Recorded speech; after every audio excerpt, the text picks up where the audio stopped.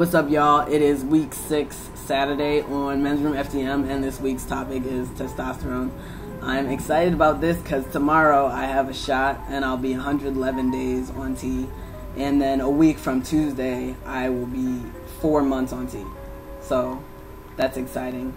How did I get testosterone? What I did was I went to my psychiatrist, and who I'd been seeing prior for not for really gender-related issues, just prior for in general. And I asked him, we talked about it, and I asked him if he'd write me a letter, and he did. So then after that, I went to my insurance website and called like 100 endocrinologists to see if anyone would treat me and help me. Out of all of the people I called, one office said that they could help me. A lot of people just said no. Some people were really rude, but then I found this office.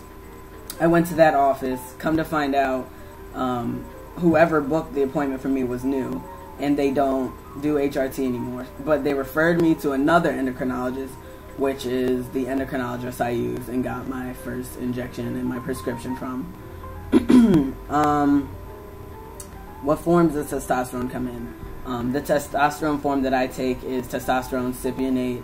I take 200 milligram injections every 2 weeks. When I got my prescription for testosterone initially, my endocrinologist prescribed me 3 things to like work out with insurance. First, he prescribed me Lupron, which is an injectable form of testosterone, but you only have to get the shot every 3 months as opposed to, more frequently.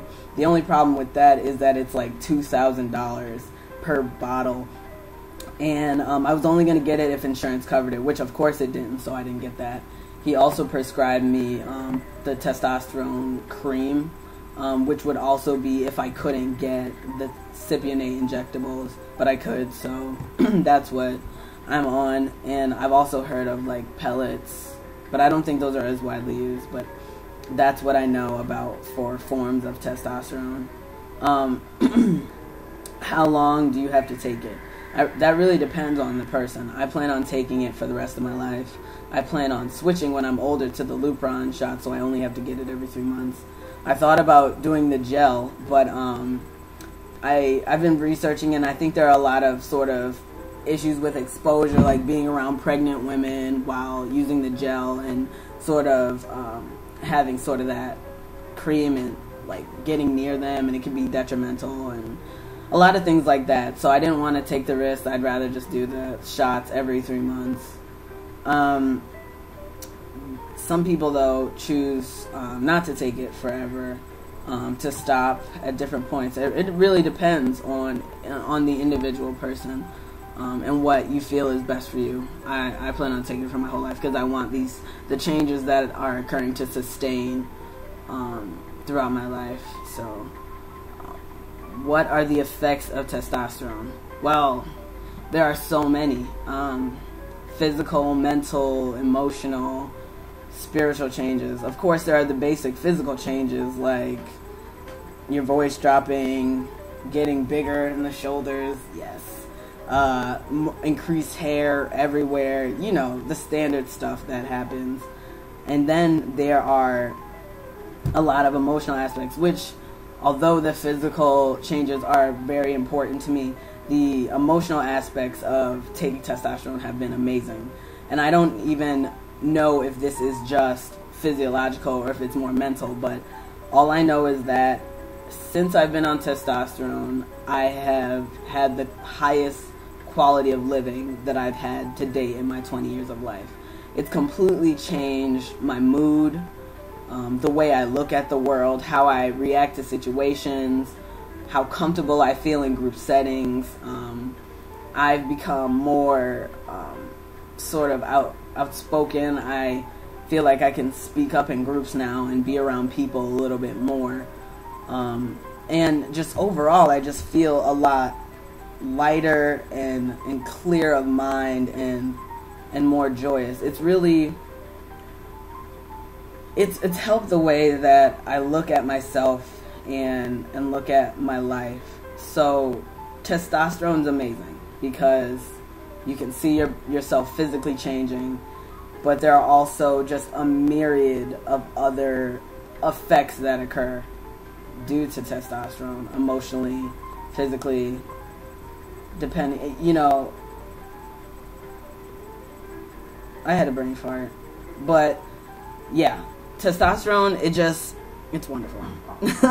And it's hard. I don't think I'd have enough time in this 10 minutes to span all of the effects, because so many minute things occur that you just wouldn't even expect. Things that, you know, you don't even notice or would think would happen. Like, for facial hair, I didn't know hair grew up here, like, and up there. I thought, for some reason, like beard hair stopped like right there. But I've got little hairs coming in like up there. That's pretty amazing. What are the side effects of stopping testosterone? Well, there are a lot of different things that occur. Due to taking testosterone, menses of the reproductive organs occur, which is, you know, deterioration. So it's advised that you have a hysterectomy. And so it depends, like, are you stopping testosterone before having a hysterectomy or after? Stopping testosterone before having a hysterectomy, your body will still produce you know, large quantities of estrogen. That'll be its default. It'll pretty much go back to that after stopping if you still have your reproductive organs. And then things stop happening, like you know, your muscle will decrease. You know, it'll be harder to maintain that. Facial hair, I think it'll still grow in, but it'll grow in slower and things like that. And I think your ladies' days, because I can't say the other word, the red monster will reoccur.